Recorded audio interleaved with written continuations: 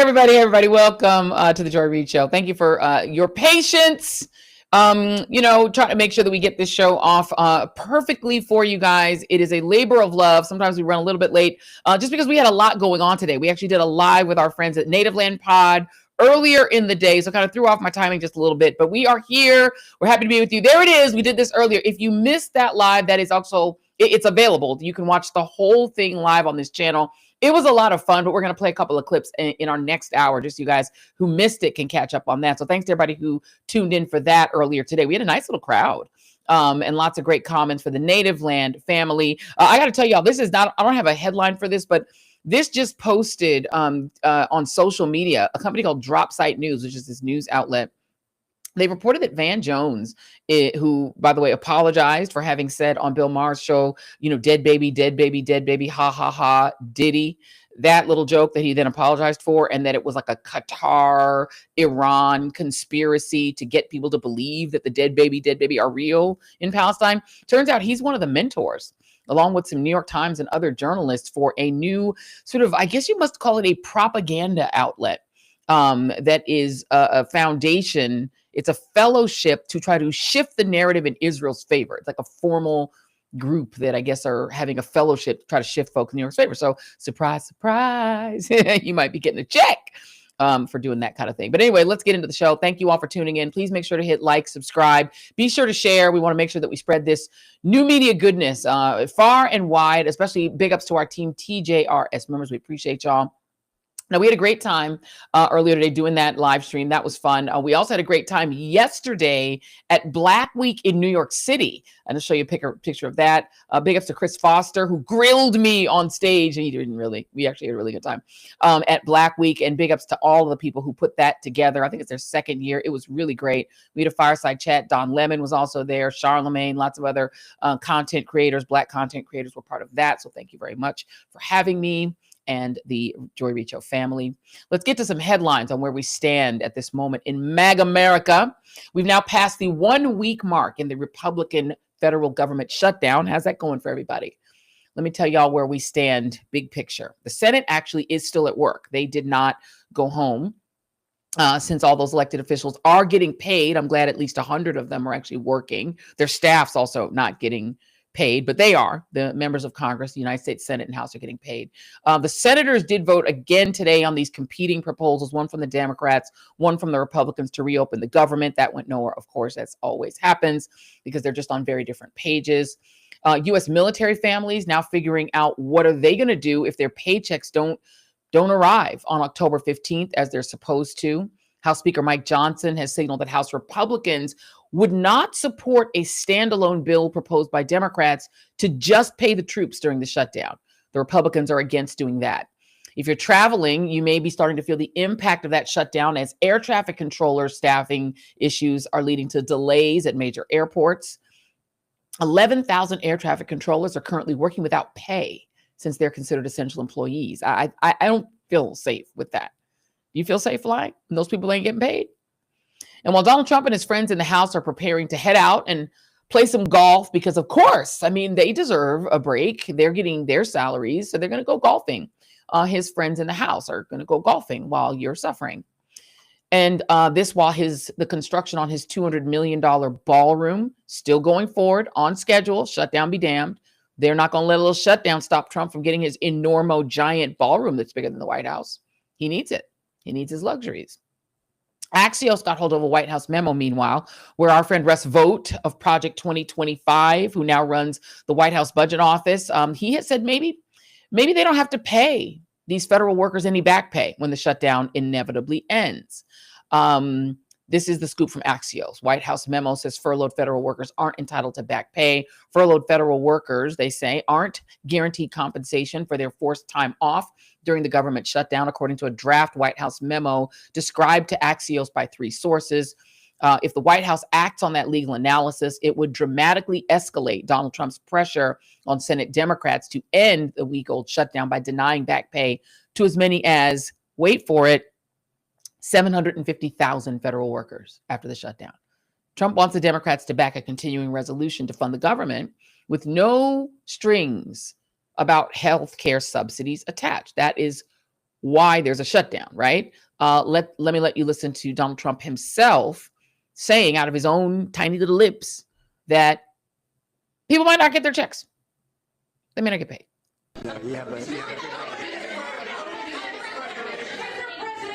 Is it the White House's position that furloughed workers should be paid for their back pay?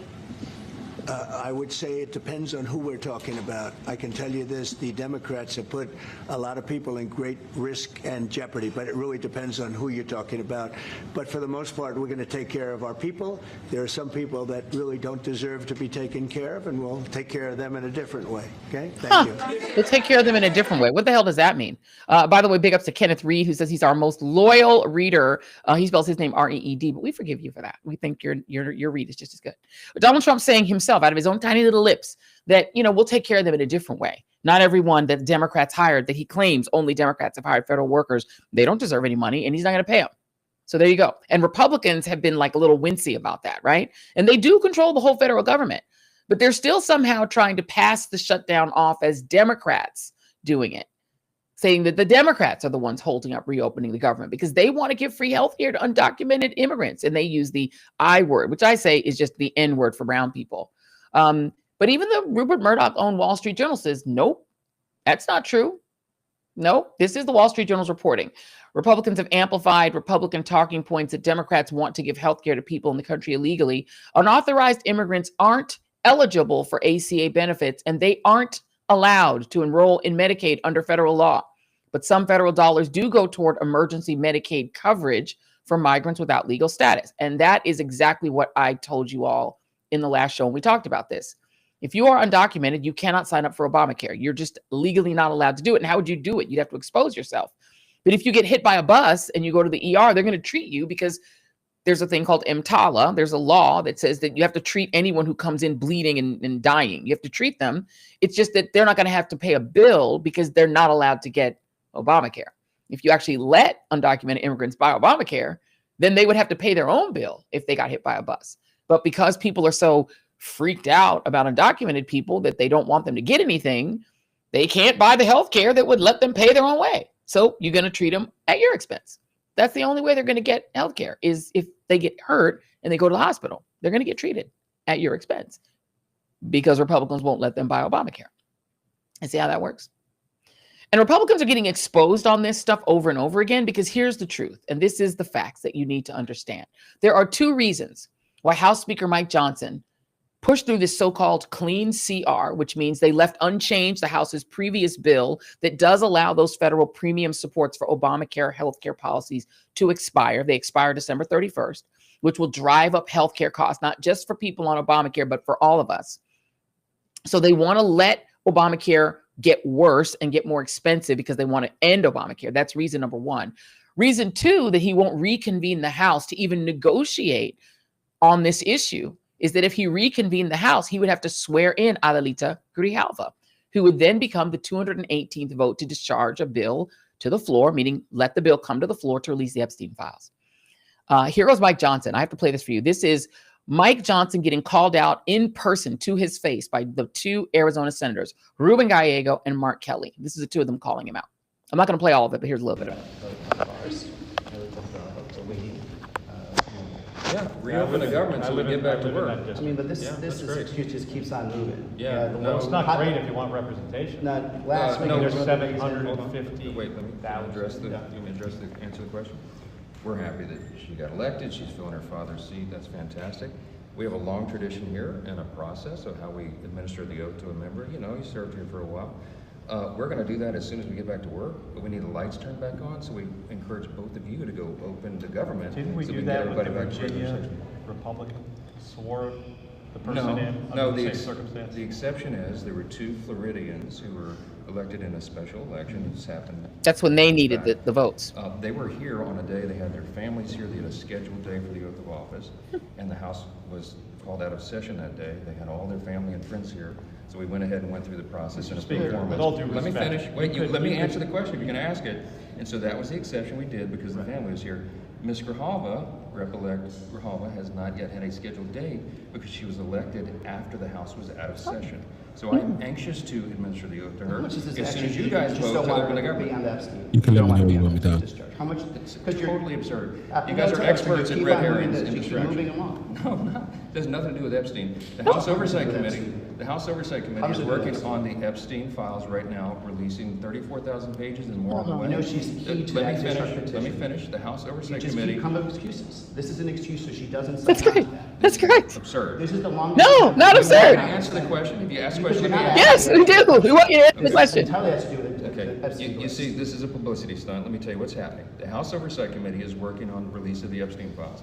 No, they're not. The biggest bulldog. The Democrats are. And the Republican and Democrat side who are working on that aggressively. Okay, we can stop there. We can stop there. Mike Johnson, no. The House could convene right now. You're standing literally in the House. You could easily just reconvene, let that woman get Ali to Grahava, let her swear her in, and just do your job. Now, and just wait, I have to play this for you. And I don't like having to play her so often. But here is Marjorie Taylor Greene, bleach, blonde, bad built butch body herself, going all off script again. Like, she's gone all off script when it comes to the Epstein files, and now she's off script on this talking point that Mike Johnson wants you to believe. Here is and to allow Democrats to have some sort of moral high ground on this issue because they're the only ones talking about it, I think is a major failure from the Republican Party. And I'm not going to stand there and just keep talking the talking points when my own adult children can hardly afford health insurance premiums, when everyone in my district, it's the #1 issue that I hear about day in and day out, not just people on the ACA, but people that have private insurance as well. And I think it's something that we have to talk about. And I don't see why the government needs to be shut down. I really don't. I believe that if Republicans learn to govern and wield power, they can use the nuclear option in the Senate. They can open up the government. We can get back to work for the American people, and Republicans can solve this problem that is a very big problem that we can't ignore. Well, thank you. I hate having to agree with Marjorie Taylor Greene. ACYR, throwing $4.99 in the till and reminding us, thank you very much for the $4.99. We appreciate you. But also reminding us, Mike Johnson keeps saying, why won't you guys just come in and vote to reopen the government? Dude, you don't need Democrats to do that. You have 219 votes. You need 218 votes to do anything in the House of Representatives. There are 435 members in the United States House. That's how the House was built. There are 100 senators, right? There are 5 delegates. There's, the person who's a representative in DC who's not like a full member of Congress. They have the votes. Republicans by themselves have the votes. Why don't they just vote to reopen the government? Why? Because they can't agree amongst themselves on how much they want to hurt Obamacare.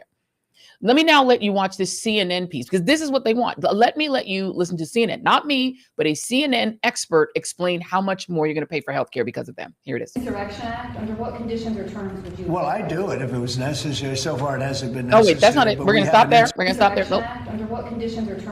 Oh, wait a minute. That's not A12. Okay, we're going to go back. Let's see if that is A12. Let me make sure. I want to make sure A12 is the right thing. That's what I have. That's what you have for A12? A12. Imagine an older couple out. Yeah, A12 was a different thing. A12 was actually a CNN bite that was actually talking about what healthcare costs will cost. We're going to leave that alone and just bring in our guest. Congresswoman Joyce Beatty is here. She's not here right now. Oh, okay. We're going to wait for her to come in. Actually, she's not here. Okay. I wish we could find A12, because A12 on my side is CNN talking about healthcare costs. You sure that's what you have for A12? No, I have the MSNBC clip. A12? Yeah. Okay, well, that's not it. Well, I will just explain to you what was in the healthcare bill. I'm just going to actually play it for myself here. It is healthcare costs that would go up because of the expiration, I should say, of those All right, you know credits. what? Let me play that. I just downloaded it. Let me play it again. Oh, okay.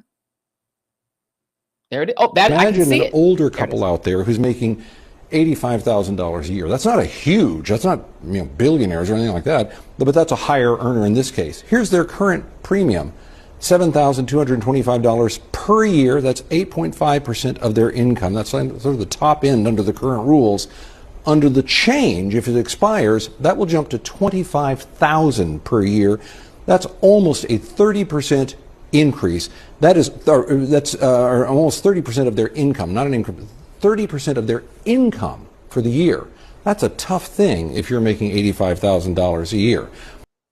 Now, again, $85,000 a year is not a whole hell of a lot of money, especially if you live in a place like New York or Chicago, San Francisco, Los Angeles. If you live in an expensive place, $85,000 a year is pretty average. You know, it's sort of what Americans, I think the median income is what, like $60,000, $70,000 a year. So if you're making that kind of money, your healthcare costs are about to triple.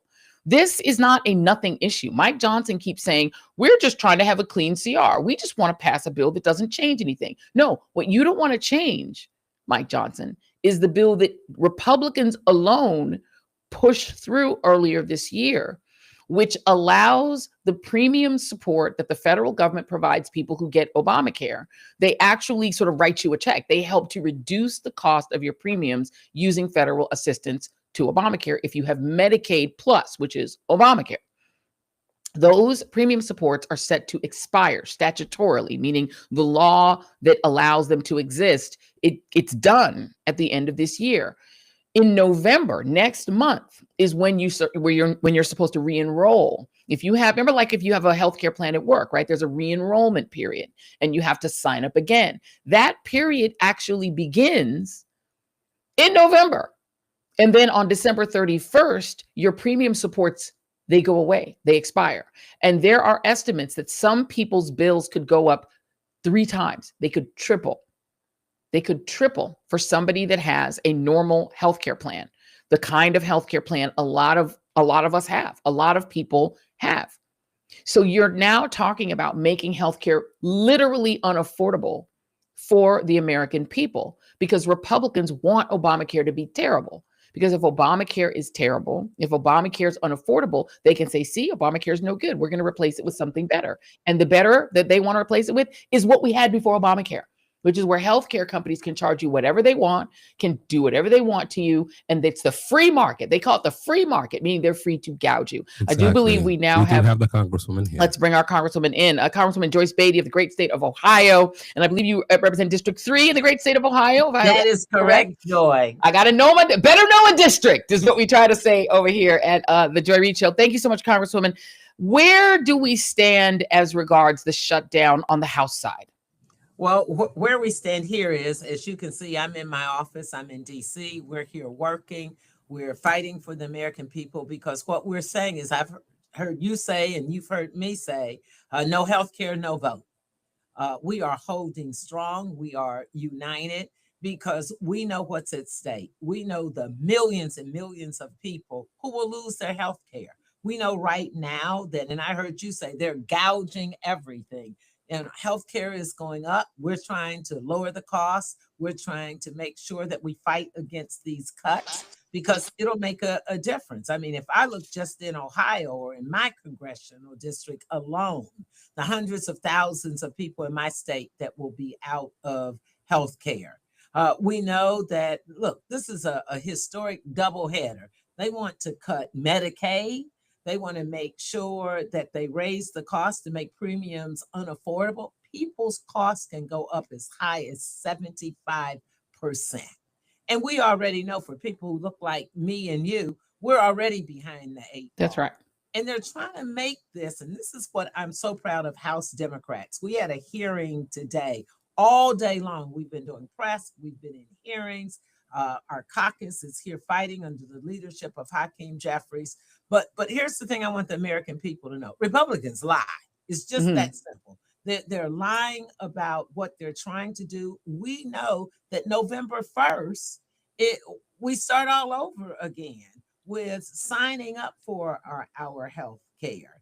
And we know that this big, ugly law that they created is not good for us. And when I say us, we're hit because of the disparities. We're hit much harder than many of our counterparts and colleagues. But here's the thing. It affects everybody. There's no such thing as a Medicaid nurse or a Medicaid doctor. So when they lay off these nurses and anybody, I don't care what your income or zip code is, when you go to that hospital and it's closed, if it's in rural America or some of the inner city health clinics, it's going to affect everyone. And that's the message that Democrats are sending out because there's consequences of this. And it's called an election. Yeah. You know, and people aren't talking about it, but we can make these changes. So many people are saying to us, we didn't think it was going to be this bad. Well, it is this bad. Yeah. And it lies in the hands of Republicans and Donald Trump. And by the way, it's so bad. Marjorie Taylor Greene agrees with you. I mean, I've never gotten to the point. Scary within itself. And she literally said, she went off script and said, look, even her grown children can't afford health care. Neither can mine. I mean, that's what this is about. And she's in a more rural district. Personally. Exactly. Her personally, she doesn't have money in her pocketbooks to pay hospital costs and medical. And so many Republicans are now saying when it hits home, they're hearing and seeing what we've been saying all along. Yeah. This affects everybody. It's not about Democrat or Republican That's in right. getting the services. Yeah. But it's Republicans who are against it. I want to go through a couple of these. So we're going to hold on to CBS News while it's still normal before Bari Weiss turns it into a propaganda mill for Donald Trump and Bibi Netanyahu. But for the moment, we can still trust a little bit of what comes out of CBS News. They have a poll with the New York Times. Let me go through a couple of the screens. They've asked people, who do they feel is to blame for the shutdowns? We're going to go through these. These are going to start with 813, Jason, for you. They first asked the question, who is to blame, right? So their sort of frontline question is, who do you blame the most for the shutdown? At the moment, and so that next slide, we go to that next slide, it is Trump and Republicans who 39% of people say should be blamed, 30% blame Democrats in Congress. I'm not sure why. 31% blame people equally. I feel like people kind of at a certain point get so confused by the information, they don't know who to blame, right? Then we go to the next piece. Among Democrats, just asking Democrats, are congressional Democrats' positions, which is no healthcare, no vote, is that worth it? Is it worth it to say no healthcare, no vote? Nearly half say yes, it is worth it. It's worth a shutdown to say we need to get those healthcare premiums. Not worth the shutdown is only 24% of the population. That's actually pretty good for Democrats. Right. The concern about the shutdown effect on the economy, half of voters very concerned. I don't know about the 20% who are not concerned. They probably polled Elon Musk and Peter Thiel, and maybe they're the ones the top billionaires. The billionaires are not concerned. And then I'll just do one more here, and how the government shutdown is being handled. And again, these are just polls. They don't mean everything. They're not everything, but it's interesting just to get a snapshot of how people feel. Only 32% of people approve of the way Donald Trump is handling the shutdown. And with Democrats and Republicans, it's kind of even for the approval. But there are more Democrats who, the disapproval rate among Democrats is like even higher. But it's just, what do you make of the way the public is handling and reading this shutdown? Are they missing something? Well, I think it's confusing to the everyday person. You and I live it. I think they're consumed with the lies that Republicans are putting out there. And then I think not knowing what we were doing. And that's why I'm so proud of the message that we're on. We heard it loud and clear from you and other people. What's our message? And I think the results that you got speaks to we're on target with our message. People see us fighting for them. They see us on an issue that they can relate to, that's hitting them personally and in their pockets. So we're on the right vote. We're fighting. We're saying no health care, no vote. We've held strong. We're here doing our job. We're letting people know what happens to them. And people can feel this. Before, when you had long, sophisticated, talking about the legislation, the bill numbers, and it was too long. Yeah. Now it's simple. And I give Hakeem Jeffries credit for that. He heard everybody. Beating down on him. Don't let what happened in March happen now. What you're going to stand for. Well, now I'm saying stand with us because we're fighting our behinds off for the American people and for the number one thing that people can understand and relate to because it affects the economy. People are losing their jobs in this shutdown. And if they close down rural hospitals, health clinics in the urban cities, those people don't have jobs. And that affects the economy. And people should not have to choose between health care and their rent or food on the table. And so we're fighting for that. And I think people understand that, Joy. I think people are living it. And I would argue personally that beating up on Hakeem Jeffries, or at least holding him to account, actually has been helpful. Because what we don't want is him to be like Chuck Schumer and feel like maybe I'll cut a deal on the side and get the government reopened simply for the sake of reopening the government. And I would argue that the pressure people are putting is sort of the way it's supposed to work. No, I mean, like, we're not like his comms people. We're here to hold him accountable, right? So do you think that the leadership, not just Hakeem Jeffries, but the whole leadership, there it is, no healthcare, no vote. You all have been succinct. You guys have been direct. What is your red line going to remain where it is? Or is there a possibility that your red line starts to include things like no ICE in our cities? Like, where is your red line as Democrats?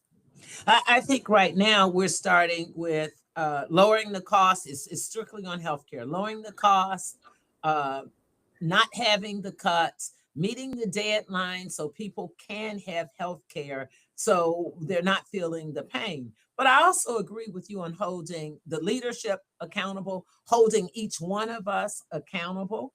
And I can tell you, we hear you, and that is the pressure we need. Yeah. But we also need people to make sure you stand with us to let people in the districts, in the community know that we're not divided, that we're not fighting. We have to be on the same page about what we're holding accountable. It's just like we hold media accountable. That's right. To make sure that there is fairness. Yep. And to make sure that we are able to come on like you've been doing, bringing us on so people can hear us. And so, but let me just say this, because we are two separate branches and houses. We have the Senate over there.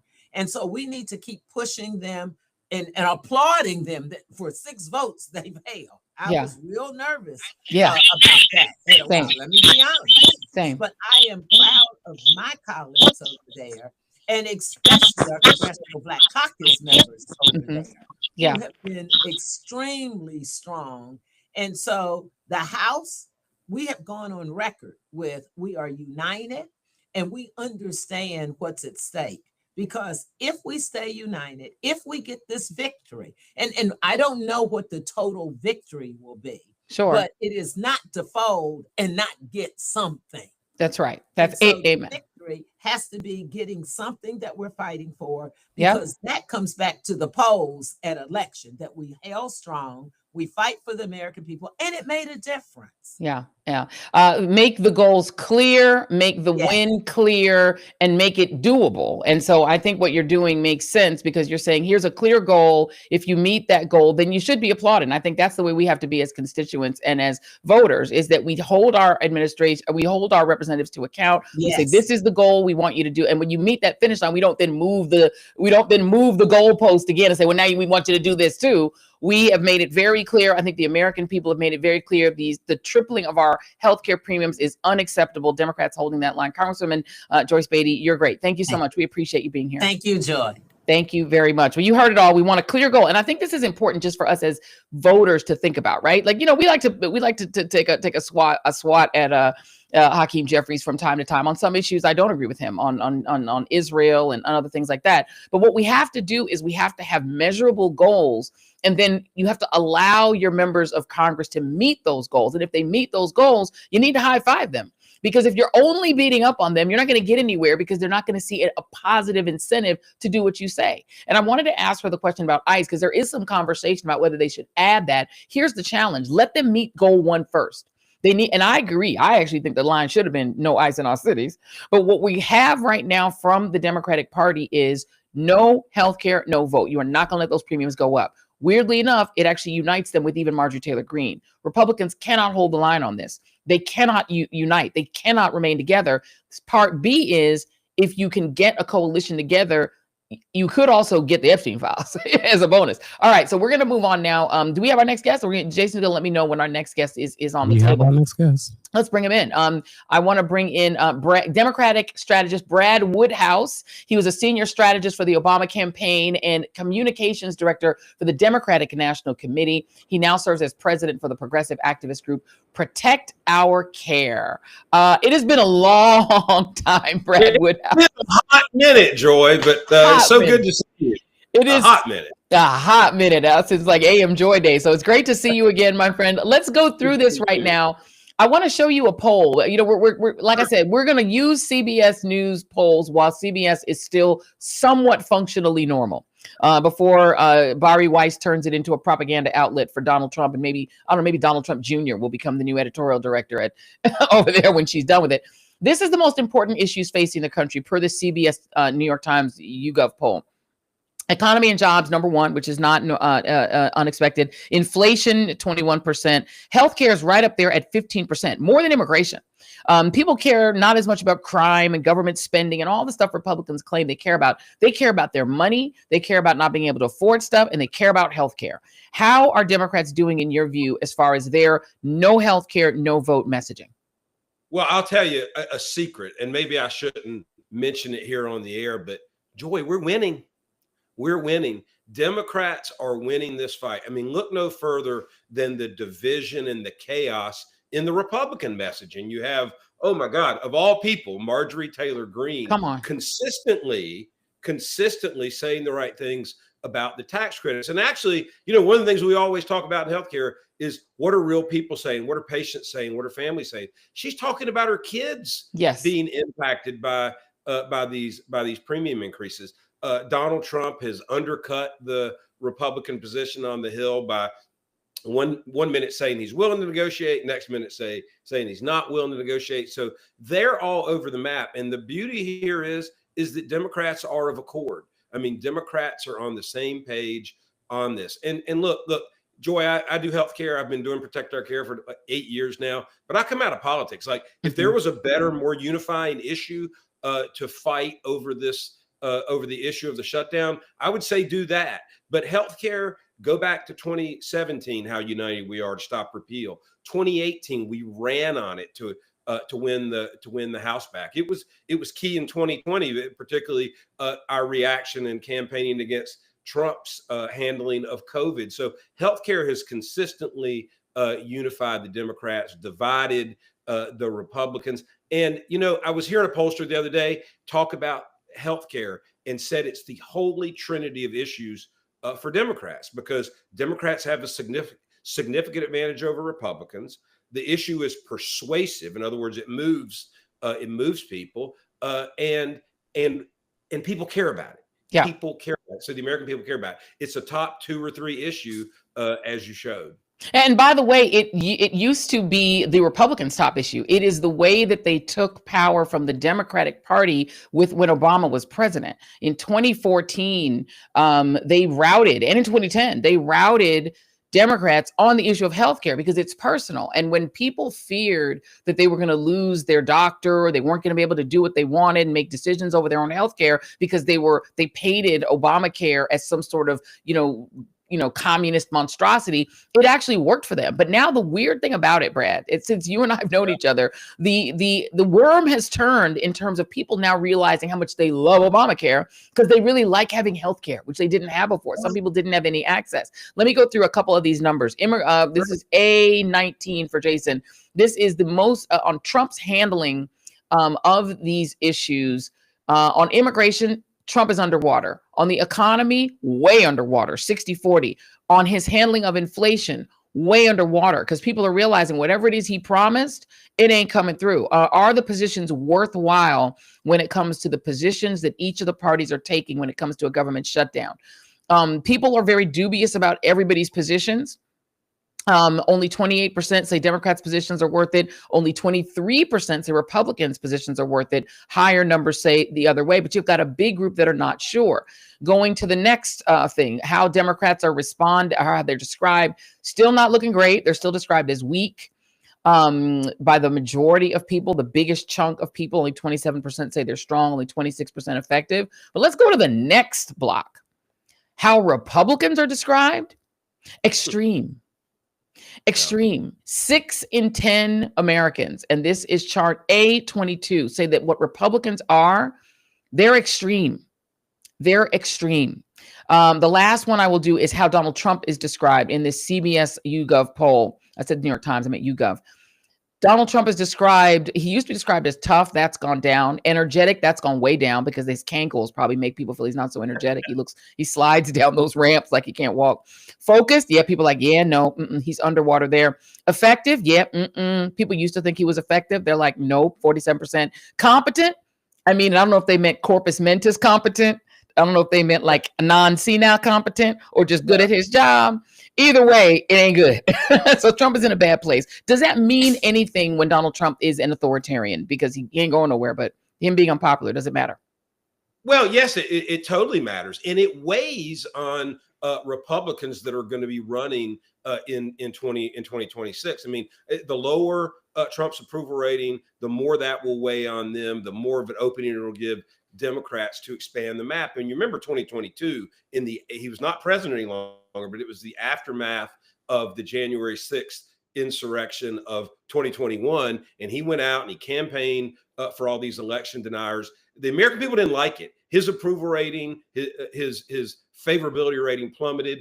And, you know, we did a lot better than expected. They were supposed to have a red wave, and we staunched it but mostly because Trump was extremely unpopular. I happen to think Joe Biden ran a great midterm race on issues of democracy. So he met Trump's election denialism with promoting democracy, and we won. But the big factor there was that Trump stunk it up for Republican incumbents because his approval rating was so low in the aftermath of January 6th. So this is a very important moment. I think what you said about Democrats is sobering. I mean, we have a long way to go, but the first thing we needed to do, and we didn't do it in March for a variety of reasons, but the first thing we need to do is we need to put up a fight. We got to fight, and we got to fight about something. And the thing is, you know, if we don't fight about something that unifies us, Democrats are going to fight amongst themselves. And so we got to start here. We got to start by fight. And like I said, if it wasn't healthcare, I'd love for it to be something else. I mean, I think we could really make hay about mass deportation. He's underwater on immigration. He was always above water on immigration. We can make hay about tariffs. He's underwater on tariffs. And he's underwater on the economy, and he's always been above water on that. He's underwater on all the big issues, but healthcare unifies Democrats more than anything. So this is the right fight for this time.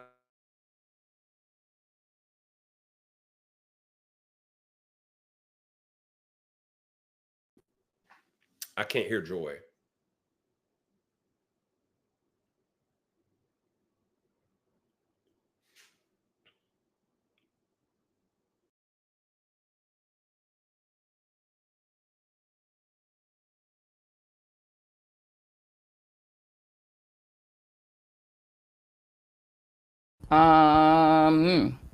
Testing. Can you hear me? Go. Oh, okay, here we go. Yes, let me now bring in, thank you to Brad Woodhouse. I don't know what happened, a little bit of a weird mic, gremlin, but we are back. Let me thank Brad Woodhouse. I want to bring in Everett Kelley, National President of the American Federation of Government Employees. It is the largest union representing federal and DC government employees. He's joined by Brent Barron, the AFGE National Council. Ooh, somebody's mic is crunching. A Federal Labor Federation's president and president of Council 73, representing workers in the Department of Labor, as well as LeShanda Palmer. She is the AFGE Local 333 president, representing TSA workers. Ooh, we need this. At Philadelphia International Airport. She's worked at the TSA for more than 20 years. And since October 1st has been working without pay. And by the way, she's a mother of 5. Thank you all for being here. How is that going? Because the reality is you all are essential workers at the TSA. You're keeping us safe at the airport, but y'all are not getting paid. Could everybody turn their audio down? Yeah, everybody turn your audio down. Put headphones on? Yeah, or throw a headphone on, because we are having a little bit of trouble with you guys' audio. We're going to wait and let LeShanda see if she can pull her. Okay. There we go. Can you hear me, LeShanda? Yes, I can hear you. Okay, hello, perfect. So talk a little bit about what it's like to work without pay since October 1st and raise 5 kids. It's hard. It's very stressful. Of course, this isn't my first time. However, it doesn't negate that it's very stressful. It's a lot. And being a president now, opposed to in 2018, I was the executive vice president when we were shut down for 35 days. Your audio is super low. I can hardly hear you. I'm going to let you see if we can get you to turn up the gain. Basically, if you go into your settings, you can actually make the output higher on your laptop. Okay, there we go. So start again if you could, LeShanda. I said it's extremely stressful. There we go. Now that I'm the president and not the executive vice president as I was in our last shutdown, which was 35 days, it is a lot more dependent on me. It's extremely hard. Trying to get people to understand and be compassionate and understanding that we have officers who wasn't able to pay their rent because they wanted to hold on to their money. I have officers calling me who didn't pay their car notes, their insurance. things of that nature, because we don't know how long this shutdown is going to go on. Me personally, as you said, I have 5 kids and I have 2 grandkids. So it's extremely hard. It's very hard and stressful to see And my what coworkers happens in the position they are in. And when you hear the Axios reporting that Donald Trump is saying maybe they won't ever pay you all your back pay, what does that do to you and to the other people whose job literally it is to keep us safe in the air? It's hard because we're a government agency. However, we're still paycheck to paycheck. It sounds horrible, unbelievable, but it's the truth. And I was just telling someone yesterday that people say, you know, oh, they're going to get their back pay. However, that back pay isn't even going to get us caught up, because all those paychecks on one paycheck takes us to a higher tax bracket. That's now, right. What happens is we also have late fees. That furlough letter that we got, our bill collectors aren't taking that. I was turned down at the bank. I called one of my credit card companies. They was like, oh yeah, sorry, LeShanda, call us back. So it doesn't help. So we're in a position now where we're put into a position to have fees and late fees and be actually still stressed. Yeah. But let me bring you in, Brent Barron, because you were working representing folks at the Department of Labor. What happens to your fellow employees? Are they considered essential employees? Do they still have to come to work? Are they getting checks? Well, there's actually 3 statuses of employees. There are exempt employees who receive their funding for their operations through another funding mechanism. They're working like normal, but there are very few of them in the department. Then there's a group of employees at the department. They're accepted employees, and they're in LeShanda's position. They're working without the knowledge of, or with the knowledge of not knowing when that next paycheck is going to come. And then there's the 75% of the department that has been put into a furlough status of non-accepted, which means they're not working and they have no idea when they're going to go back to work. Now, let's go back. Let me just be real quick. Let's go back to 2019. Mm-hmm. The lapse in 2019 lasted 35 days. Under Donald Trump again. That was his previous. Under Donald Trump. Mm-hmm. And we had the same situation then where we had accepted employees, non-accepted employees. But the difference was employees like LeShanda were working for that 35-day period with nothing. They were incurring expenses. They were incurring their costs of going to work, of trying to run a household, everything that everybody out there goes through, right? Paying for groceries, putting gas in your car, paying the rent, paying your mortgage, getting to and from work, going out, all that, right? For 35 days, they had nothing coming in. The furloughed employees, on the other hand, they could at least go out and file for unemployment with the understanding if they got paid back, they would owe that unemployment money back. So I was in that status 5 years ago, 6 years ago. Today, this week, I'm furloughed for the first time in my 36-year career. Okay. I'm with all the other employees out here furloughed right now, waiting to be called back into work, waiting for them to have an appropriation and call us back to work. Yeah. And they changed the law in 19 to guarantee that furloughed employees would get paid because of the duration of that last one, right? And Trump signed that law. Now, yes. And the president signed that law in 2019. So then yesterday they released through OMB, they leaked it. They're not crying about this leak. But they released a memo yesterday saying, well, they got a different interpretation of that law, the 2019 law. And they're saying they're not going to pay the furloughed employees. At the same time, last week, he was talking about gutting agencies, cutting agency budgets, riffing employees in the middle of this lapse in appropriation, which is totally against the Anti-Deficiency Act. You can't do it. And riffing, by the way, means firing.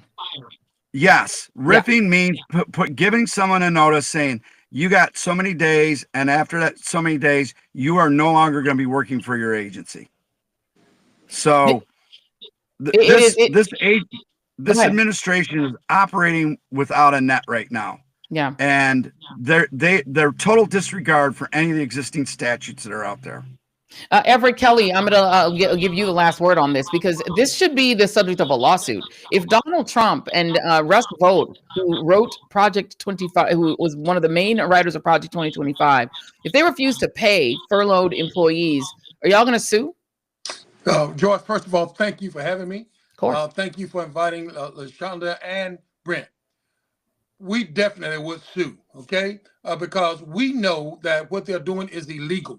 I've been a member of AFGE and in this movement since 1981.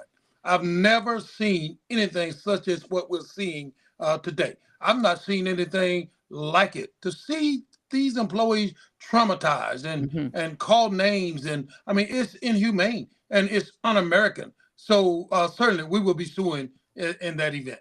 Well, Russ Vought did say when he gave a speech before he was in the government, when he was giving a speech for the right-wing organization that he's the head of, that he wanted these employees, federal employees, to feel trauma. Thank you all for being here. You guys stayed over time. I'm going to give you the last word here, Everett Kelley. What should federal employees do if they are in this situation? Are there rainy day funds available? Is there assistance available? Where should people be going for help if there's nothing coming in, as you said, and as these two fine people who are on with you are dealing with right now? Where can they go for help? Well, thank you. Well, they can go to our website, okay? Because on our website, we do have resources available. We do have opportunities for them to apply for grants and those type of things. We don't handle it. We fund it through another agency, and they can find that on our website. Well, I'm also talking with a lot of the Democrat senators, that are talking with various agencies and financial institutions, to help our members, and we're going to be providing all that information as well. So we are trying to help our members, and I encourage them to stay focused, continue to do the job that they do so well and so eloquently, like LeShanda there. She knows she's under a lot of stress, but she's going to do her job to the best of her ability. That's the type of employees that we represent. Although they're being called names, they'll do their job. Yeah, absolutely. And this would be a time, if you're flying, to be extra nice and extra polite to the TSA agents that are helping you at the airport. Know that they are not getting a check. They're working for free. They're there making sure that no firearms get on the plane, that no bombs get on the plane, that you can get to your location safely. And they're now not just doing their job, they're doing it for free. And they don't know when they're going to get another paycheck. So please be extra kind to anyone who's a federal employee. They're working hard for you. If they're in the Department of Labor, they're trying to make sure you have a job. But right now, they're not sure they're going to have a job. Everett Kelley, LeShanda Parker, Brent Barron, thank you all very much. We appreciate you coming in a little bit late. I know we kept you over time. Thank you, Joy. Thank you so much. Appreciate it. All right, we are now well in. We are 2 minutes or so into our 7 o'clock hour of the Joy Reid Show. We have a lot coming up, including my refutation of the lie that for a while it was on AI saying that I never interviewed JD Vance, but I actually did interview JD Vance. I did back in 2016 on my weekend show, AM Joy, and we have unearthed the web deleted clips.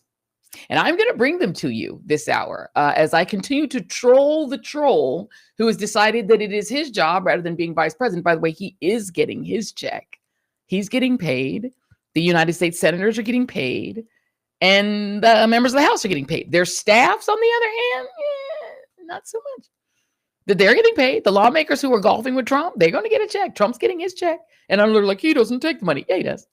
And also his ballroom. The people who are building his ballroom, I don't know if they're getting paid, but they're still building his ballroom. But I'm going to troll JD Vance because JD Vance, for whatever reason, has decided that it's his mission in life and his job, rather than doing something and working for the American people. He's decided his job is to troll me. We're also going to talk about the MAGA Confederacy and the Southern invasion of blue cities like Portland, Oregon, Los Angeles, and now Chicago, and Trump basically declaring martial law on the American people.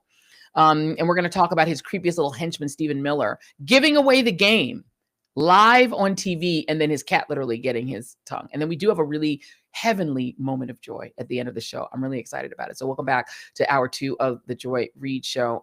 Please make sure you hit like and share. But first, before I get into all of those things, You want to hear something crazy? I got something crazy for you. This is B1 for Jason. A Republican state lawmaker in the state of Florida, because of course, has filed a bill requiring all of Florida's public state universities and colleges to rename one roadway on their campuses after the slain conservative activist Charlie Kirk. And if they don't, the legislation proposes holding back state funds that go to the institutions. The guy's name is State Representative Kevin Steele. He's of Dade City, Florida. He filed the bill. It's called HB 113 in the Florida House on October 7th. There's no Senate companion yet, so it's not that close to becoming a law. He did not want to comment to the Tallahassee Democrat who wrote the story. The bill, if passed, would make each institution's board of trustees redesignate the following roadways or portions of roadways as applicable. And they include on that the historically Black colleges in the state of Florida. Yeah, FAMU would be required to redesignate West Osceola Street as Charlie James Kirk Street. It's giving Daughters of the Confederacy erecting Robert E. Lee statues in the 1950s to send a message to Black Americans who were daring to demand civil rights. And as we delve deep into the American autocracy, today is also the day that the former director of the FBI, James Comey, went to court to plead not guilty to lying to Congress, which is wild because he didn't commit a crime. But Trump ordered Pam Bondi, Pamela Joe, as we like to call her. Katie Fang came up with it, and I continue to stick with it. Pamela Joe was ordered by Trump in a DM he thought was a DM, but that actually was made public. There it is. It's giving Epstein client list is on my desk. What desk? What desk do you mean? There's no desk. Literally, he said, you need to prosecute all my enemies. I want the prosecution of my enemies to begin, and it's taking too long, and he was mad about it. We're going to play B4, which is Pamela Joe went to the United States Senate, which, by the way, again, is still working. She was there yesterday testifying all day. She goes to the United States Senate, and senators who, again, are still actually doing their jobs, they're getting paid for.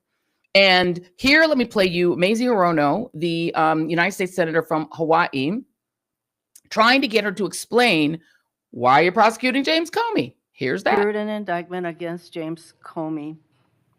That social media post behind me saying, what about Comey, was directed to Pam. Are you the Pam that the president was referring to? I'm sure I was. I'm sure I was. So it's very clear to me that when the president posts something like that, that he considers the DOJ to be his law firm and you his lawyer. And in fact, very shortly after the post to you, Comey gets indicted. That's what happened. And she's like, so then she tries to say that 77-year-old Mazie Hirono is in Antifa. She's like, well, I don't like the fact that you are marching with Antifa. So maybe Mazie, there's no such thing as Antifa, Pamela Joe. There's no Antifa. It isn't real. Is Antifa in the room with you right now, Pamela Joe? Mazie Hirono ain't in it if it was real. Now let me let you hear Amy Klobuchar, Senator Amy Klobuchar, try to get her to actually explain why she is following Donald Trump's orders and indicting folks. Truth Social post on September 20th, 2025, in which the president said, we can't delay any longer, Pam, using your name. Not bringing criminal charges are killing our reputation, his words, and credibility. And then goes on to tell you to prosecute a member of this committee, to prosecute the Attorney General of New York, and to prosecute James Comey. Do you consider that a directive to the Justice Department? Senator Klobuchar, President Trump is the most transparent president in American history. Senator Klobuchar, Donald Trump. He said Trump. anything that he hasn't said for years. Yes. Okay, Senator Klobuchar and Donald Trump is the most transparent president in American history. That is the script that I was given, and I am going to read it because that is what Donald Trump expects me to do. She's literally performing for her audience of one. She also refused to answer questions about Kava 50 grand bag man Tom Homan and the bribery investigation that seems to have disappeared faster than the Epstein files. Here is Vermont Senator Peter Welch trying to get her to just be responsive, just answer the question. I do want to go back to Homan. You know, there's a tape, right, with Mr. Homan? I mean, first of all, is there a tape that has audio and video of the transfer of the $50,000? You would have to talk to Director Patel about that. No, I'm talking to you. I don't know the answer, Senator. Yet you do know the answer to that. Don't call me a liar. I didn't call you a liar. You just said I know the answer. I said I don't know the answer. Well, you have to talk to okay, Director Patel. What I said is that let me put it investigation was another closed. way. If you don't know, why don't you know whether there was a tape and video? Senator, I believe that was resolved prior to my confirmation as Attorney General. Do you think that it is of public interest for the people to know what happened to the 50 grand that the FBI turned over to Homan? Did you hear what I just said? That was resolved prior to my confirmation as Attorney General. That's why I said I would not know.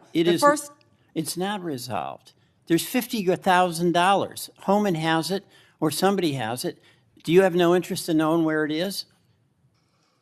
You're not going to sit here and slander Tom Homan. The FBI and Deputy Director Blanche said there was nothing. I'm not slamming Tom Homan. He got the 50 Tom grand. Homan is doing, how do you know that? Tom Homan is doing a great job, as our borders are, keeping your border state safe. She said, "Oh, how dare you call me a liar? You calling me a liar? Donald Trump sent me in here to tell you that Tom Homan is a saint. Tom Homan is keeping your state safe." She is so rude. Those people in the chat were saying she rude. She was rude the whole time. You're not going to say anything bad about Donald Trump or Tom Homan. They're the most immoral men who have ever been in government. I'm Lenny Riefenstahl of the Trump regime, and I'm going to let you know. How dare you come and try to talk about Donald Trump in front of me? You're never going to talk about my man like that. She's performing for Donald Trump. This is actually what Donald Trump expects, right? This is what they want. She's like, there's no Epstein file. I've never heard of an Epstein file. Have you ever heard me say there was an Epstein file? It's a lie. I never said it. There's no Epstein file. There's never been an Epstein file. There's never been an Epstein. I'm Pamela Joe, and I work for Donald Trump. Let's go to the other person who was revealing Kash Patel, the other person who, in addition to Pam Bondi, was promising you, the American people and their base, that they were going to give you the Epstein files. Kash Patel was the other one. But now Kash Patel is like, Epstein files, never heard of them. I'm going to Valhalla. And by the way, like 10% of the city of Chicago are gang members. They're all gang members. That's what I'm really focused on. Gang members. Gang members. He said everybody are gang members. This is B9. Taking the juggernaut that is demolishing the weaponization of law enforcement and bringing it to places like Chicago. When I was there today with Todd, we learned that the Chicago city streets have 110,000 gang members. That's right. You heard me right. They had 1,200 shootings this year alone.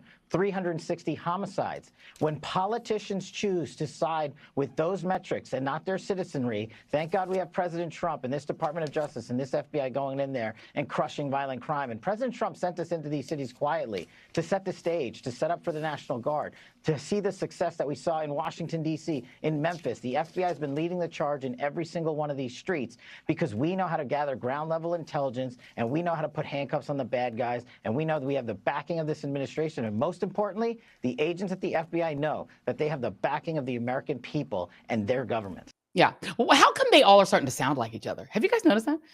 They're all starting to sound alike. I'm going to make sure that Donald Trump destroys the 100 bazillion gang members in the city of Chicago. Chicago is basically 50% gang. It's not about the Epstein files. It's about the gang members of Chicago. I just did some quickie math. By his calculation, 5% of the city of Chicago are gang members. Like 5% of them are gang members. Is that like realistic? But that's what he thinks. They're like, they're just like, I'm going to say crazy things on TV and say the juggernaut that has suddenly made DC go from hellscape to safe is coming for Chicago, which is 5% gang members. Okay. He's not the only person that's saying crazy things for Trump's entertainment. And you know Stephen Miller, who, again, until I see him in person, AOC said that man is 4'10". He's 4'10" to me. And he does look like a munchkin. He looks like a little mean gnome. Like if you put him in your lawn, I promise you foxes wouldn't come to your lawn because they'd be terrified. Like he looks like a gnome. He looks like one of those little creatures that he looks like he turns into, like he sprouts wings at night, like a bat. But he is now also saying the thing. So he goes on TV and it says his version of the crazy things, but his was a little bit revealing. Here is Stephen Miller talking his talk. Oregon legal insurrection. Does the administration still plan to abide by that ruling? Well, the administration filed an appeal this morning with the Ninth Circuit. I would note the administration won an identical case in the Ninth Circuit just a few months ago with respect to the federalizing of the California National Guard. Under Title 10 of the U.S. Code, the president has plenary authority. Stephen? Hello? Stephen? Stephen? Hey, Stephen, can you hear me? He glitched. Stephen, he Stephen, said something I he shouldn't have apologize. said. It seems like we're having a technical. I know you weren't having a technical problem. He just realized, shit, I just said the Nazi thing. I said Nazi thing. Just pretend that I'm not here. I'll just pretend that I'm invisible and he won't even see me. Maybe he'll cut away because he won't think that I'm here. Maybe I can use my powers of invisibility to just go away. If I stop speaking, maybe I will also become invisible. After all, I am Nosferatu. Maybe I will literally go inside of my dayside grave instantaneously if I just stop talking. I will just fade into my Nosferatu tomb and he won't be able to see me if I just don't say anything. He glitched. And the reason that he glitched like that, the reason he went silent is that in that moment, Stephen Miller realized that he just fucked it. He messed it up. He told the truth about what their plan is, right? He's like Donald Trump, who can't stop telling on what they're going to do. You know what plenary power is? Let me read you. I just Googled it. Plenary power, according to the Council Law School's Legal Information Institute, which you can find online, it is recognized as complete power over a particular area with no limitations, meaning unreviewable, uncheckable, unrestrainable power. It means the power of a king, monarchical, irreviewable power, meaning not checkable by Congress, not checkable by a court. Here he is claiming that when it comes to immigration, Donald Trump is a king. Now, we've heard that before because we essentially have had that said by the Supreme Court. Donald Trump believes the same thing. This is B11, Jason. And this is Donald Trump using his social media thingy to say the Chicago mayor should be arrested and thrown in jail for failing to protect ICE officers. Governor Pritzker also. Plenary power. That is what he's claiming they have. And Stephen Miller glitched because he said, oh my God, I accidentally said it. They all really do have the same voice. You just could use the same voice actor for all of these people. Let you hear Donald Trump himself also tweaking out and not able to restrain himself from saying the thing. He's talking about his favorite thing, insurrection. Well, I'd do it if it was necessary. So far, it hasn't been necessary, but we have an Insurrection Act for a reason. If I had to enact it, I'd do that. If people were being killed and courts were holding us up, or governors or mayors were holding us up, sure, I'd do that. I mean, I want to make sure that people aren't killed. We have to make sure that our cities are safe. The Insurrection Act, is that going to be formally invoked? Is that a way to kind of get around all this opposition? Well, it is a way to get around it. If we don't have to use it, I wouldn't use it. If you take a look at what's been going on in Portland, it's been going on for a long time, and that's insurrection. I mean, that's pure insurrection. And then you'll have a governor get up and say, there's absolutely nothing wrong, and you see these places are burning down, like in Chicago with Pritzker. They're not burning down. Chicago was not burning down. There was literally, Chicago was a normal city until Donald Trump's Gestapo got there. I love that people in the chat are calling Stephen Miller Pee Wee German. It's actually a good one. That's pretty good. It's Donald Trump and his masked ICE agents, his ICE Gestapo. They create the chaos. Then people protest the kidnapping of random people in the street. Protesters come out, and then Trump's feds arrest them.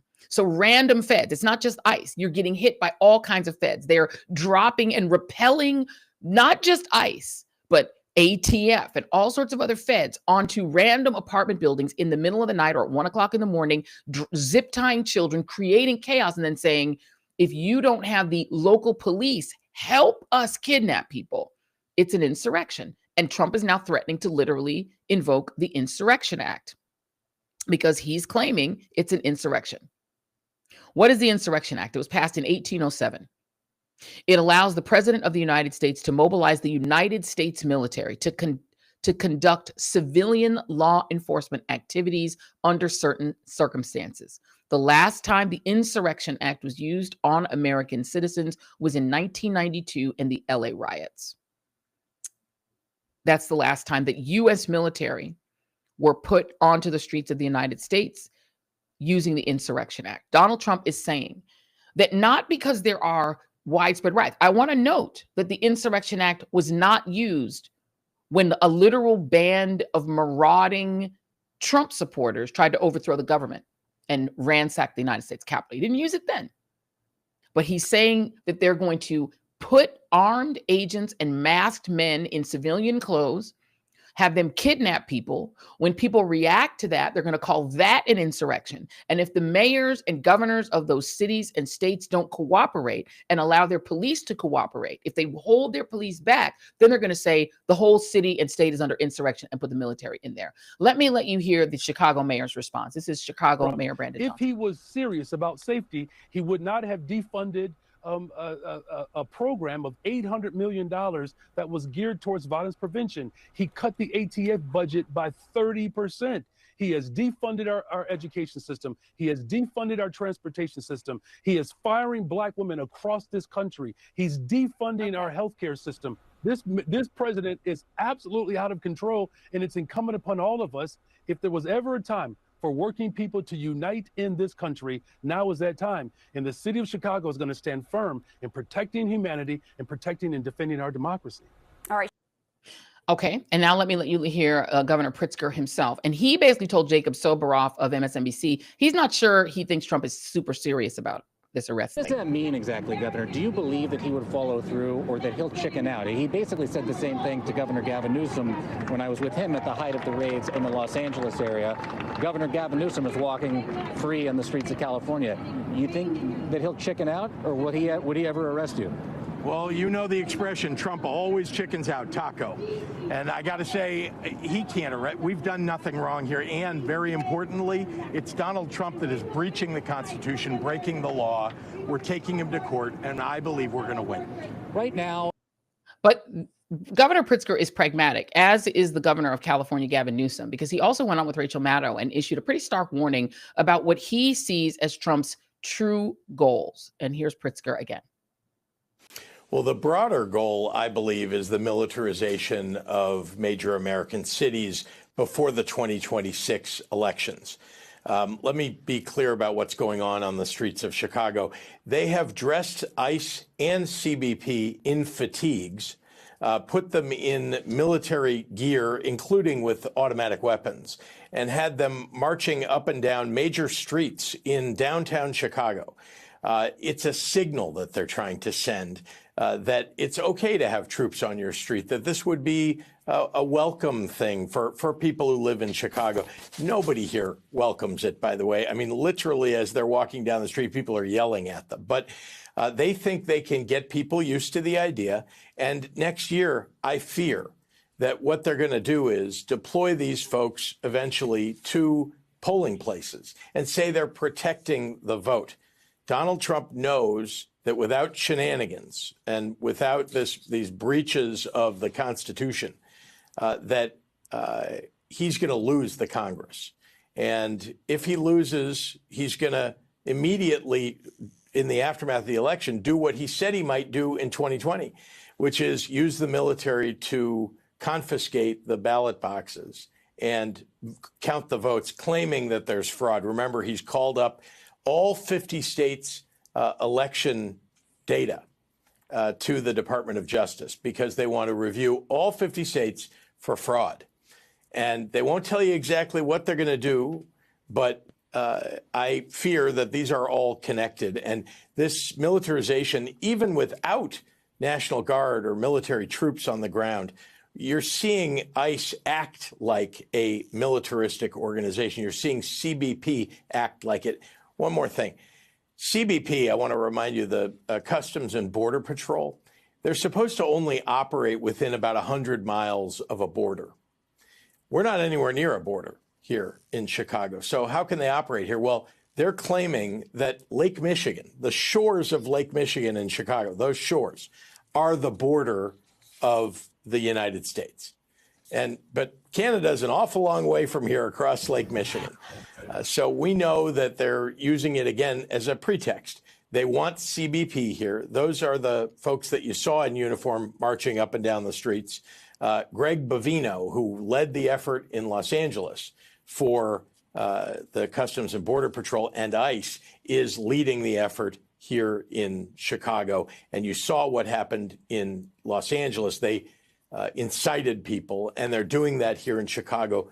We want them. I mean, if they're going to do that, they got to go. We honestly, they got to get the hell out of Chicago if that is their aim. But that is what Donald Trump, I believe, is trying to do, incite it so they can bring more troops in, invoke the Insurrection Act, and militarize Chicago and other major cities.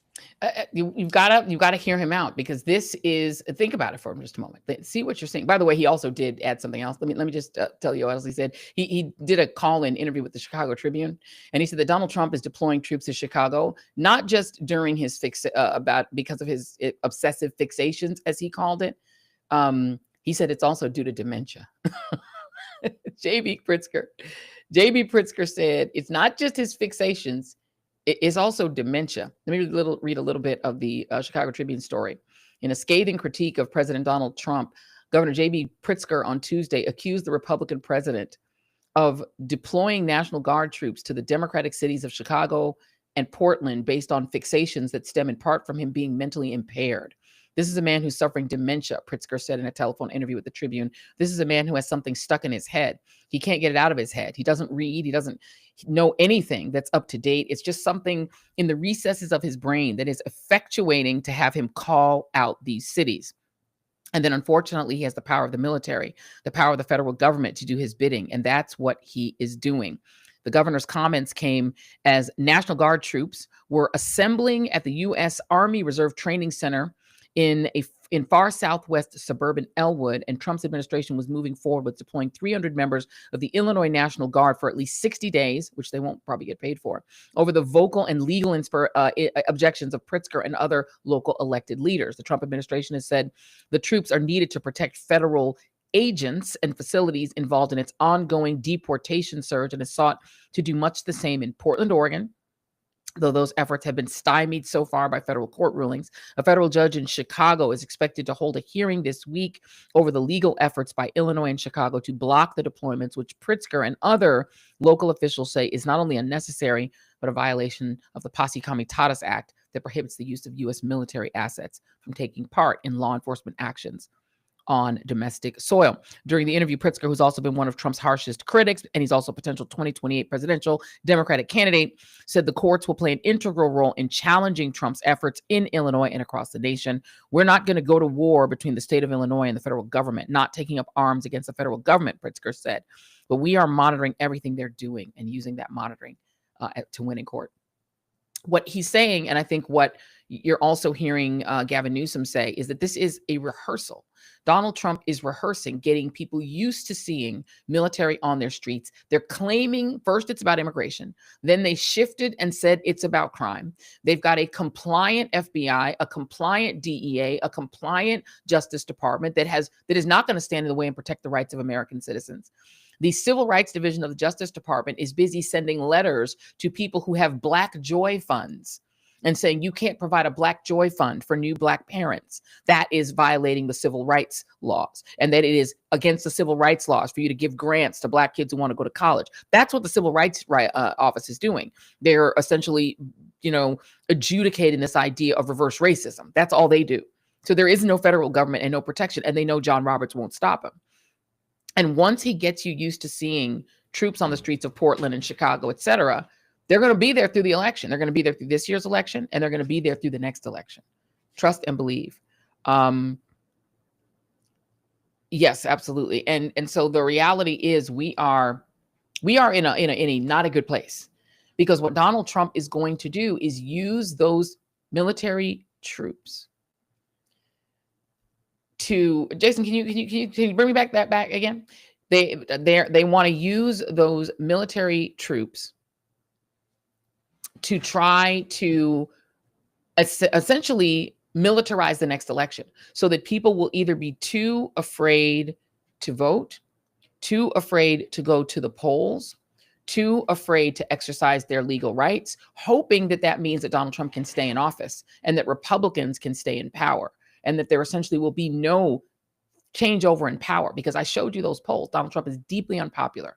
His policies are unpopular. He's making things worse for people. He's making things harder for people economically, and he knows he's in trouble and he never wants to leave office. And I do believe he's got some deficiencies up here where he fixates on things that he thought about in the 80s. In the 80s, he was fixated on Chicago's dangerous, New York City's dangerous, these blue cities are dangerous, and he just is still there. He can't get beyond that. He's in a loop, and his loop enables people around him to use him for their ends.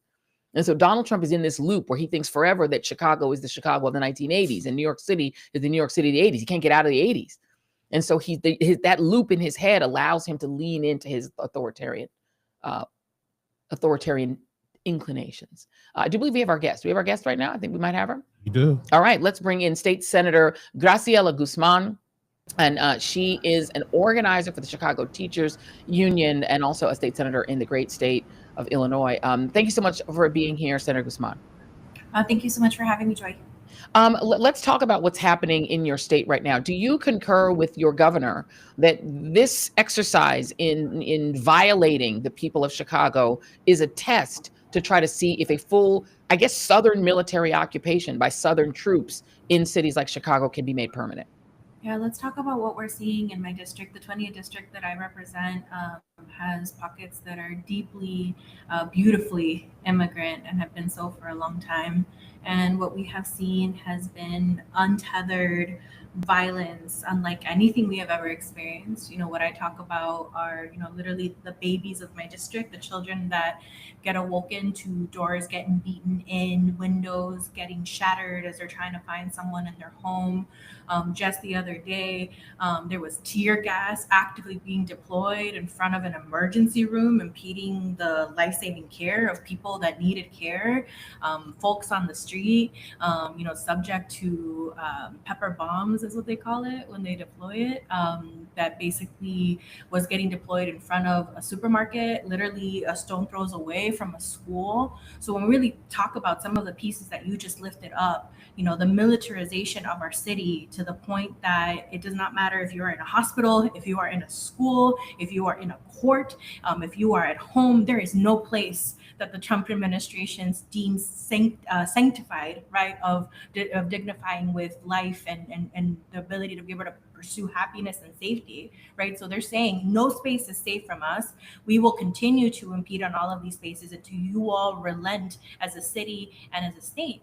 And, you know, I counter, you know, Chicago and my constituents have been so vocal in this process, Joy. It is very rare to not be in this office and not have a call from a constituent that is like sobbing, that is deeply concerned, that wants to figure out how to protect their neighbors. So that demonstrates to us in the face of what is a very clear agenda from the Trump administration to bring us all into an authoritarian regime, we can resist, we can bring joy. We can bring community love, and we do so in spite of the face of the Trump administration that seeks to continue to roll us on this course. And I just want to play, are you, is Alder Jessie Fuentes in your district? Alderwoman Jessie Fuentes is one of my alders, and I was on the ground with her on Friday, just minutes after she was horrendously detained by ICE for merely asserting the question of reminding us all that we have constitutional rights, right? That there are judicial warrants, that we have a right to see them and ensure that they are in use, especially in sensitive locations like our hospitals, right? Let me play for you one moment, just so that everyone can understand. If you haven't seen what happened with Alderwoman Jessie Fuentes, I posted it on my social media. We're going to play it now. This is B19, Jason. This is what happened to Alderwoman Jessie Fuentes in a hospital. No. He has constitutional rights. Do you have a sign? No, you need to leave. Turn around. We're turn around and leave that. He is under. I'm going to arrest you. You are going to be placed under arrest. Do you have a sign? Judicial warrant for him.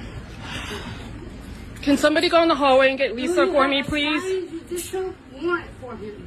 Can somebody go in the hallway and get Lisa for me? This is an older person who's being under arrest. I need my other staffer who's in the hallway by registration to come here, please. You are hurting. I am asking. Can somebody get my staffer, please? This is the hospital. Do you have a sign judicial warrant for him? I am asking. I am asking. I did not touch you. We told you to leave. I did not You're touch impeding. you. Now you're I under did not arrest for touch you. impeding. I did Thank not you. touch you. Where- I asked you if you had a Is sign Lisa to still be out there? sworn for him. It is very simple. It is very simple. Jason, you can That keep it man rolling, has but if you pull the, I don't know if you can pull the rights. sound down, and we can just hear the state senator. This is an elected official inside of a hospital. There was a man being treated because I believe he had been injured running from ICE agents. Joy, not just injured, they shattered multiple points of his leg. That is the brutality that ICE operates within our district. And clearly they show no impunity even in front of an elected official. And what Alderwoman Jessie Fuentes and I were reminded of, this is on camera. She is an alderwoman. She is an elected official that is not just loved, she is beloved in her district and in that hospital. And even then, look at how they treated her. So imagine what must happen to everyday Chicagoans, everyday Loyans, everyday Americans, because this is what they are trying to institute as commonplace everywhere. Let me play one more piece of video. First, let me just do B20 really quick, if you don't mind, Jason. And this is what happened to a priest. I just want you all to just get a sense of there is no limit on who they're willing to abuse. This is a priest.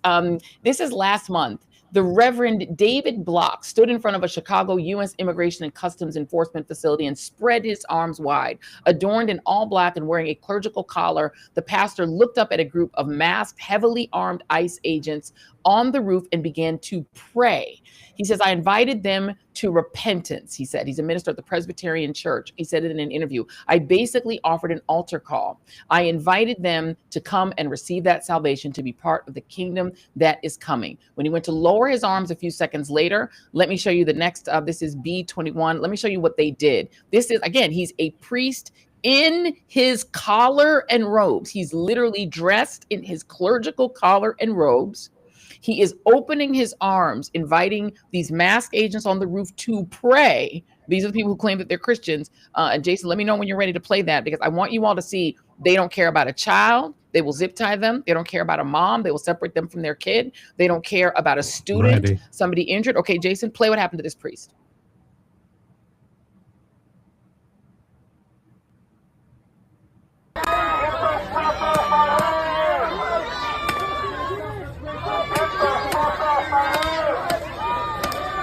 See that? They shot a priest with pepper balls. Senator, if priests aren't safe, if alder persons aren't safe, if children aren't safe from being zip tied and taken away from their parents who are American citizens and thrown into a U-Haul, and if the men that we're seeing doing it don't have badges, don't have uniforms, they just look like a Proud Boy off the street. How do you keep your constituents safe in that environment? I think in the face of this environment is where I really want to lift up, the history of resistance, of community care that is not happening just in Chicago, is happening in cities across the country through rapid response. And so here in my district, we have hundreds and hundreds of neighbors who for weeks have said, in the face of that, we're actually going to stand up to protect our neighbors. We're going to love on them and make sure that the kids end up at school. We're going to make sure that we have walking bus to get folks to work or wherever they've got to be. We will continue to monitor ICE so that we can warn our neighbors, help them with food, help them with mutual aid, right? And I think that's really important when you really think about what the Trump administration is seeking to do as it descends us into authoritarianism and fascism, right?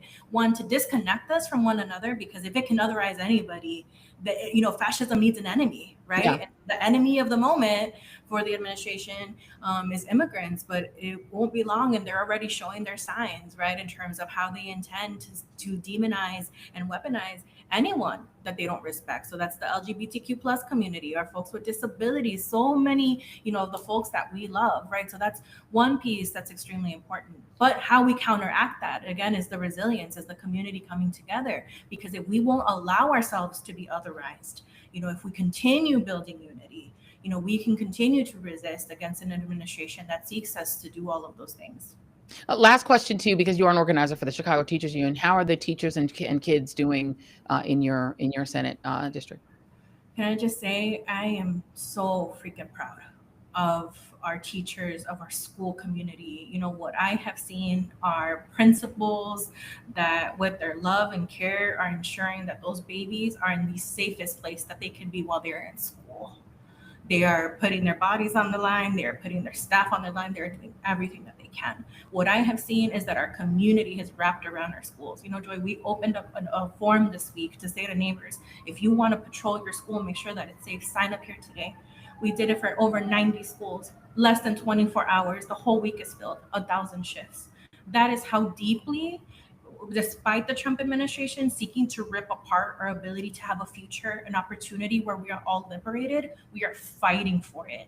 And so we're going to continue doing it at our educational institutions. We're going to continue safeguarding that folks have the healthcare that they need. As I remind folks, in this budget that gives and gives and gives to ICE so that it can rip your healthcare away, your food stamps away, all of your resources, we're going to continue to protect that because, again, our bodies, our humanity, all of that deserves to be dignified. So the Trump administration can seek doing what it's doing. Chicago's going to seek doing what it does at its finest, which is to organize, to resist, to do it with one another, and to disallow and totally unavow the Trump administration to continue doing this to our people. I hate what they're doing, and I hate that they're doing it to your community, but I don't think they understood Chicago. I don't think they knew what they were getting. They did not. They did Listen, not. listen. They gonna learn. They gonna learn. State Senator Graciela Guzmán, District 20 is very lucky to have you. Thank you very much. We appreciate you. And feel free to come back anytime. You're always welcome here. Thank you.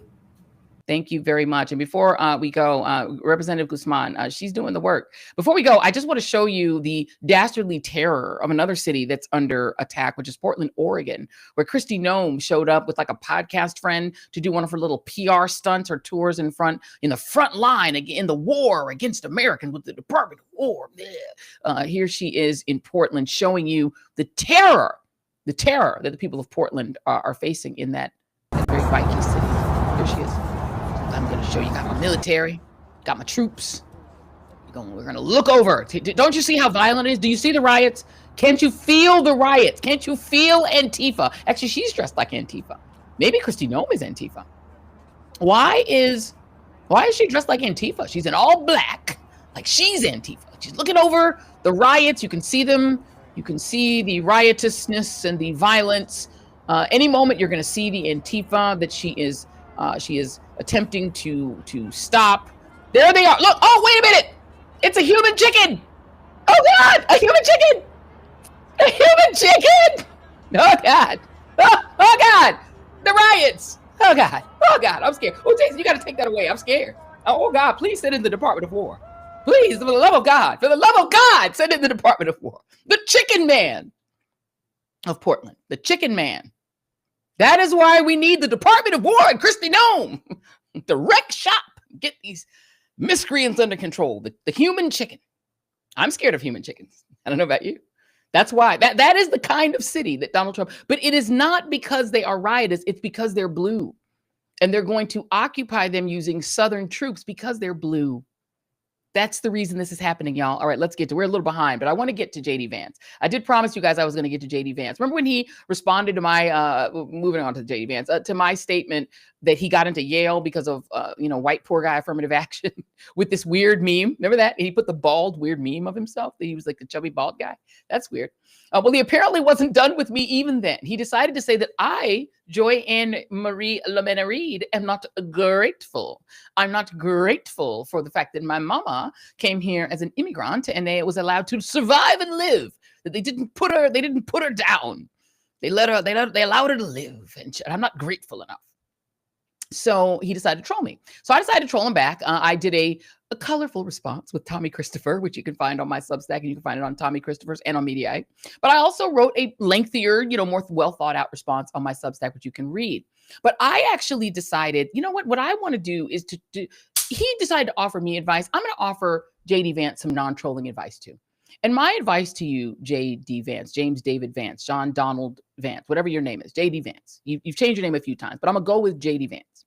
My advice to you is go back to the JD Vance that you were when I interviewed you on AM Joy. Back in the day when I had a show at Ms. Now, which is now called Ms. Now, but when it was MSNBC and I had a show called AM Joy, back in 2016, when his book came out, JD Vance's book came out, he came on the show and we had a very interesting conversation. Let me play you a part of that conversation. We had to unearth, thank you to my team, incredible, had to unearth because this thing is deleted off the MSNBC website. You can't find it on the MSNBC website anymore. Oh, but we found it. Here's part one of that interview. This is C3 for Jason Reid. Joining me now, JD, thank you so much for being here. I have read so many think pieces about your book and seen so many interviews with you. I have the book right here. Can't wait to dive into it. But your story, first of all, is fascinating. So the way you went from sort of Rust Belt country to Yale, can you very briefly give us a synopsis of your own story?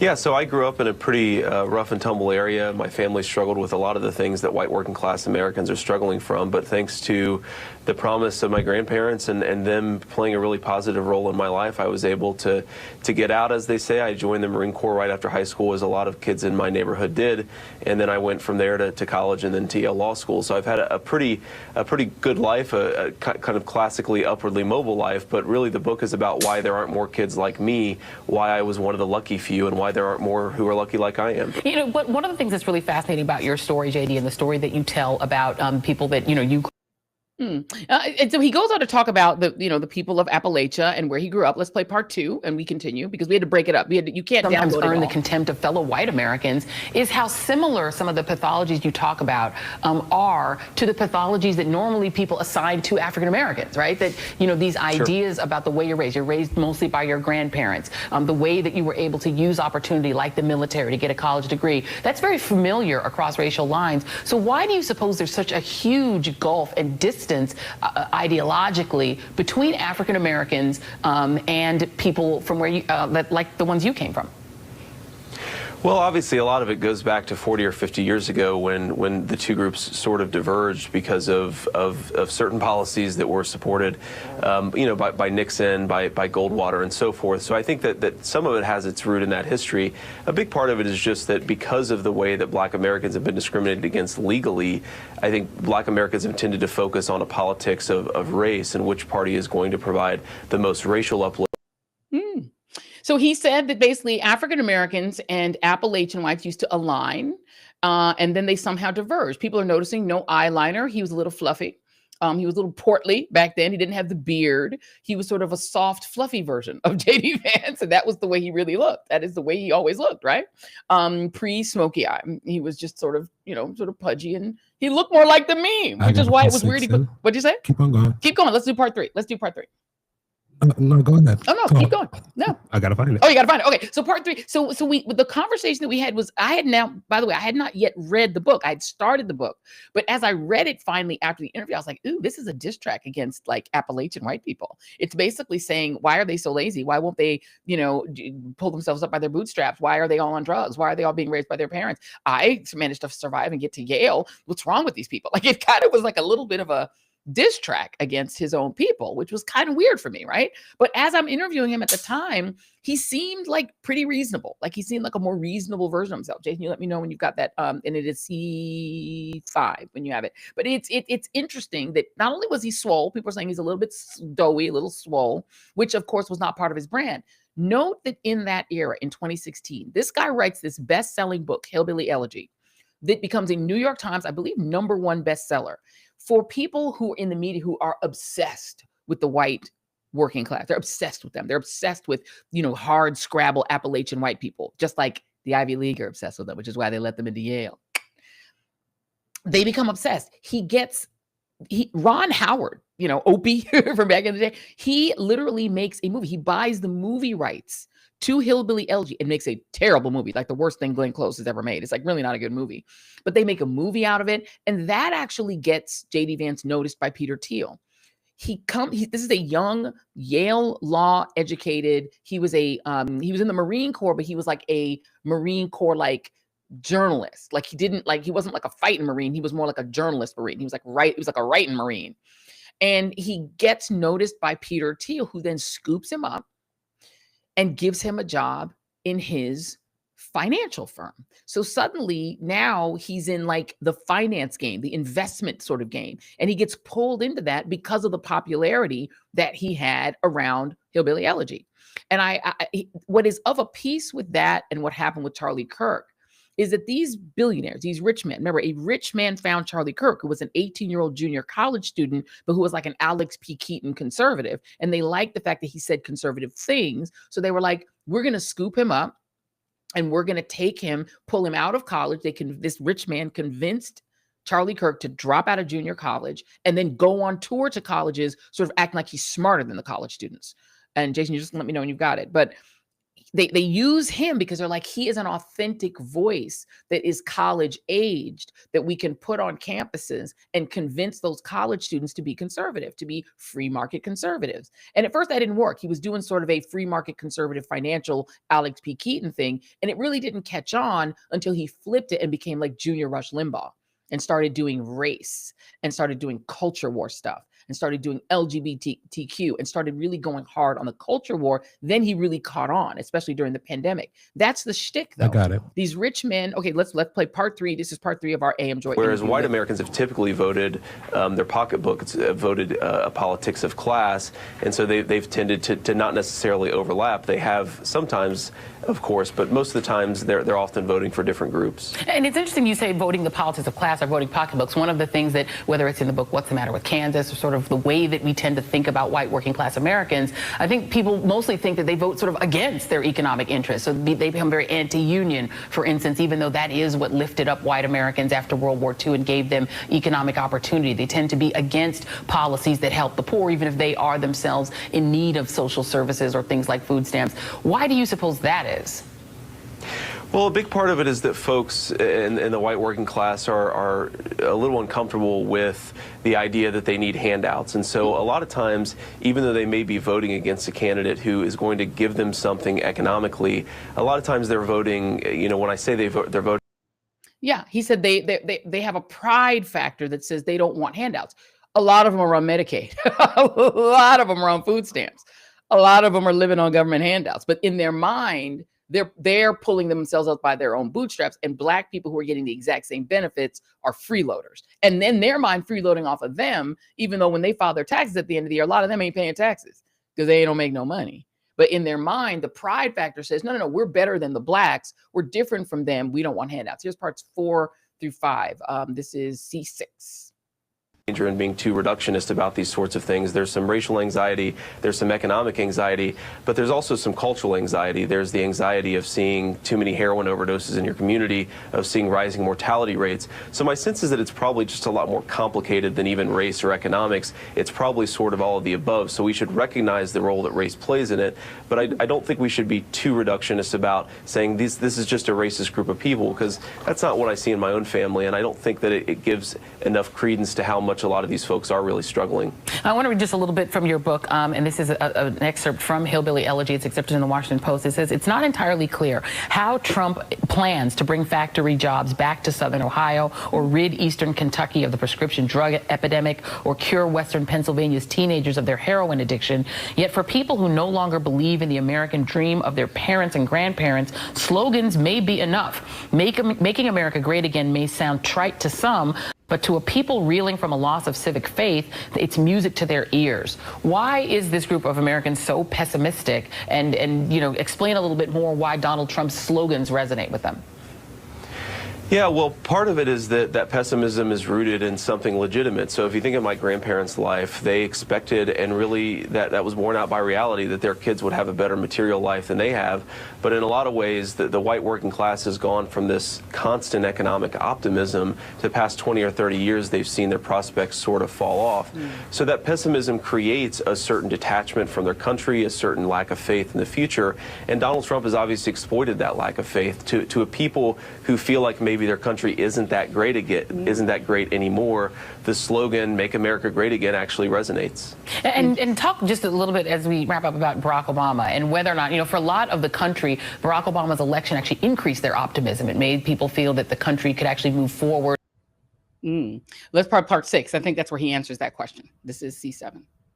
Pessimistic, specifically in the Obama era.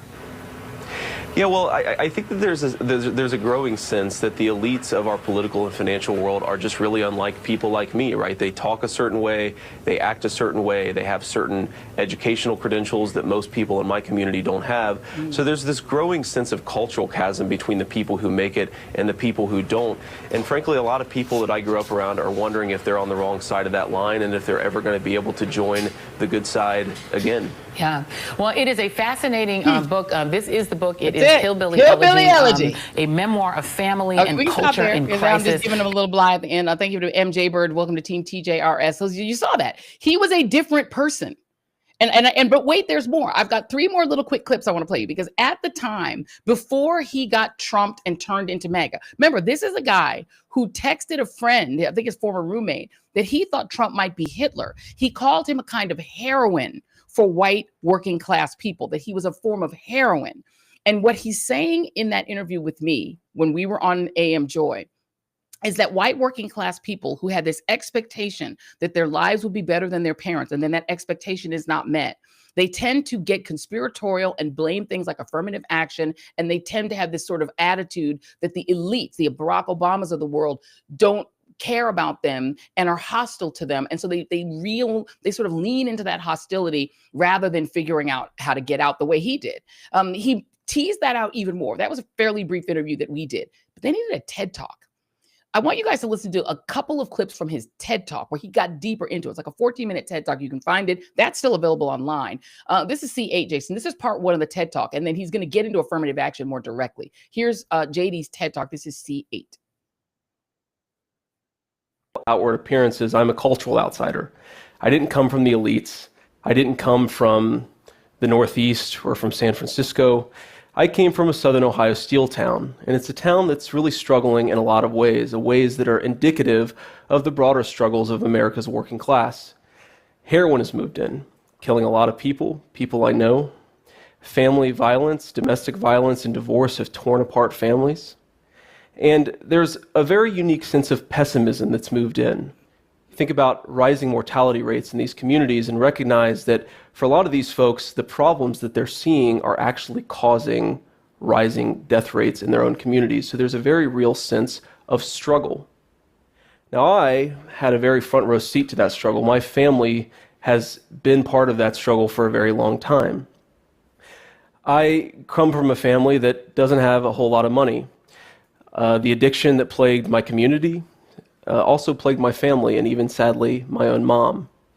There were a lot of problems that I saw in my own family, problems caused sometimes by lack of money, problems caused sometimes by lack of access to resources and social capital that really affected my life.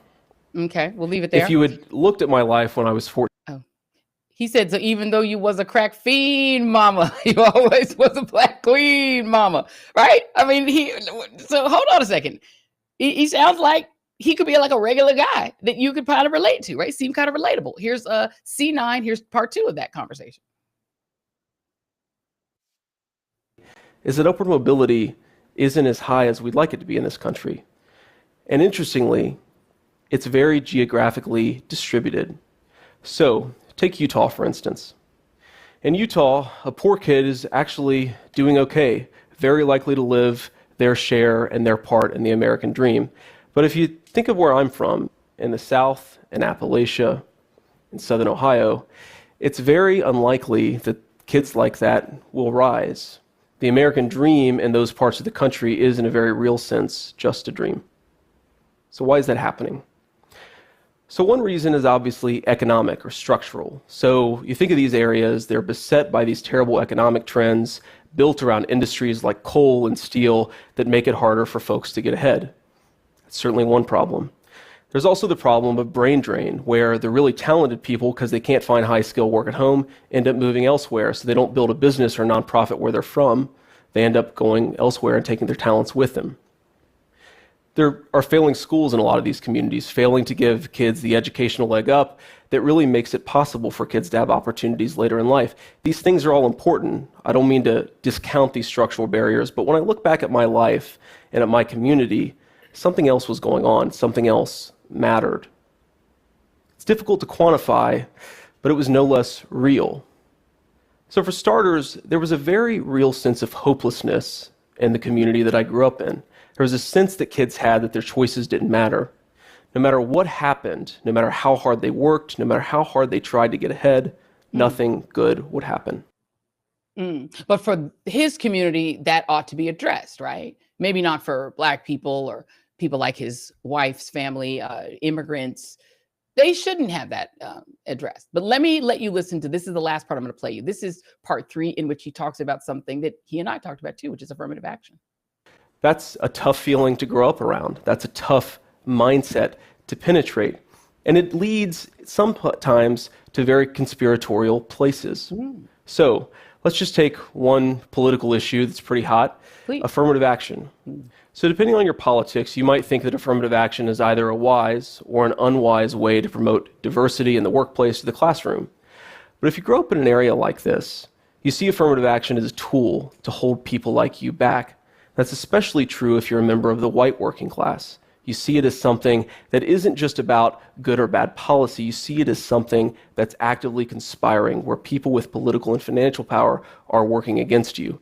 And there are a lot of ways that you see that conspiracy against you, perceived, real, but it's there, and it warps expectations. So if you think about what do you do when you grow up in that world, you can respond in a couple ways. One, you can say, I'm not going to work hard because no matter how hard I work, it's not going to matter. Another thing you might do is say, well, I'm not going to go after the traditional markers of success like a university education or a prestigious job because the people who care about those things are unlike me. They're never going to let me in. When I got admitted to Yale, a family member asked me if I had pretended to be a liberal to get it by the admissions committee. Seriously. And it's obviously not the case that there was a liberal box to check on the application, but it speaks to a very real insecurity in these places that you have to pretend to be somebody you're not to get past these various social barriers. And he got in past those social barriers because of where he's from. Because being from Appalachia and being poor, he goes on to say he went back and told that friend, this was the first time being poor ever worked for me. Because he knew back then, and he knows now, that being a poor kid from Appalachia is what made him attractive to Yale Law School, because they looked at his resume and said, here's a poor kid from Appalachia who went into the Marines, was a journalist in the Marines. He was in the journalist corps in the Marines. And then he comes out, and this is somebody that maybe we can do something with. Maybe we can work with him. That is affirmative action, JD. So what I'm going to do is give you some non-trolling advice since you gave me advice. Go back to being that guy, because that guy was actually electable. That guy actually was showing empathy for other people and seeming to understand, even in his interview with me, that people across communities have the exact same challenges that you were talking about growing up with. That guy actually understood what the rest of Americans who are not in your community, who don't look like you, who didn't come from your background, who maybe don't have the same religious faith as you, who aren't the same color, they're going through that too. My guy, you're not the only community where there's poverty and want and struggle. My guy, there are lots of people struggling too. And now you have put yourself in a position to hurt them. A guy like that we just heard there would not be lying about his own constituents in Ohio and say that the Haitian immigrants in Ohio were eating cats and dogs and try to get them death threats and delivering death threats to them. That guy that was in that video and that interview with me would never team up with Donald Trump, because he said, and I quote, that guy might be Hitler. That guy wouldn't sign up to be the Himmler to his Hitler, because that guy actually understood the complexities of how want and need and struggle and a feeling like no matter what you do, no matter how hard you work, you're never going to get anywhere because this country is already just rigged against you. That guy actually understood that. But what happened to that guy? That guy caught a break that most Americans will never catch.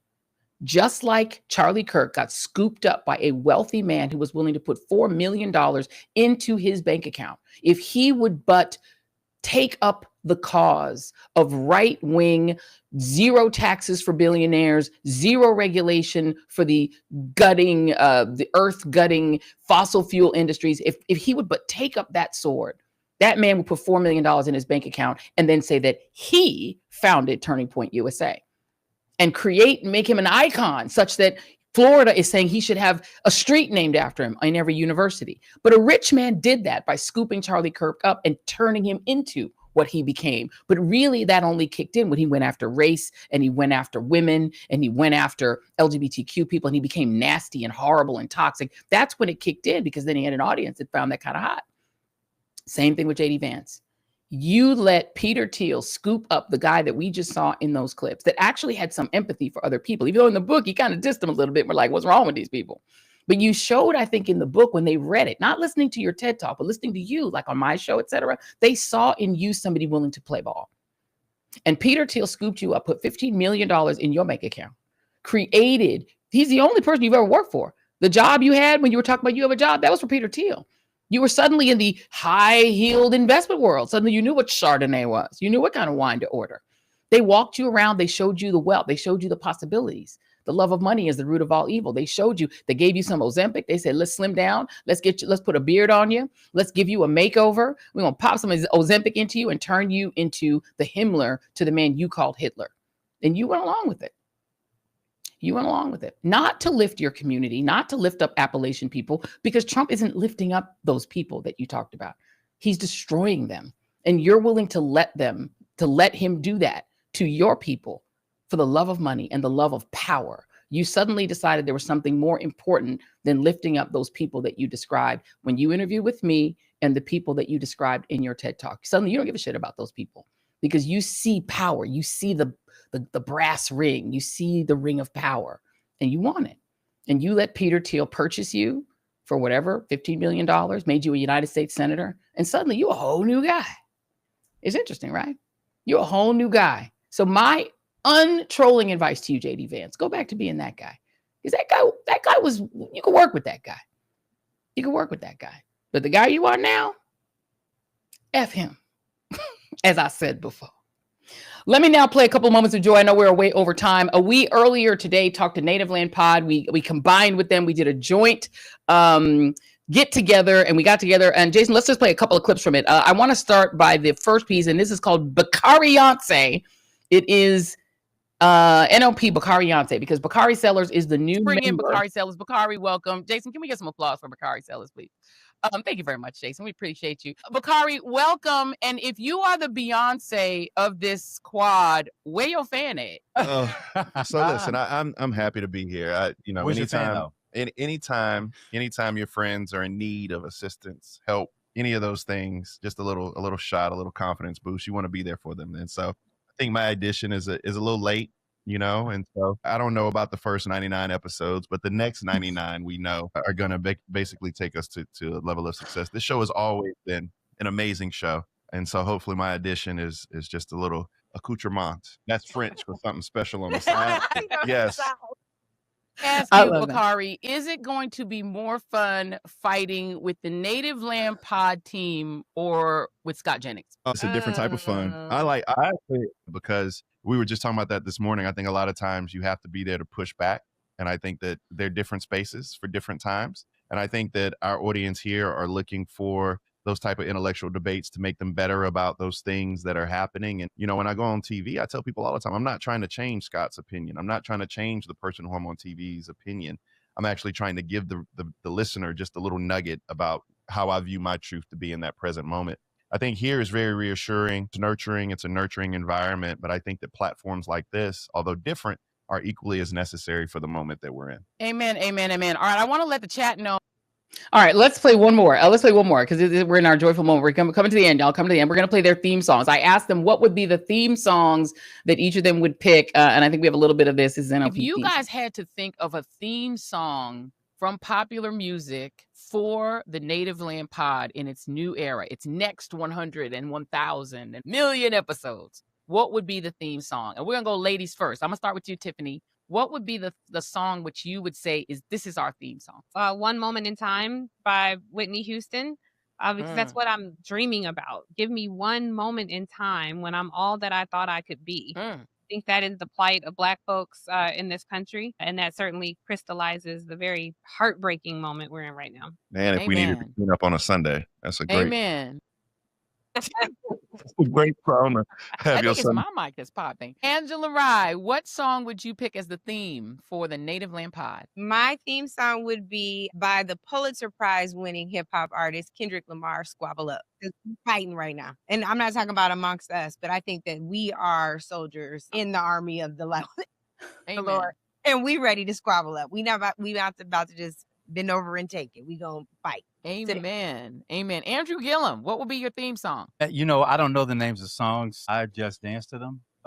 Dance is a loose term. We see the dynamic, and I'm here for it. Yes, bring it. Go ahead, Andrew.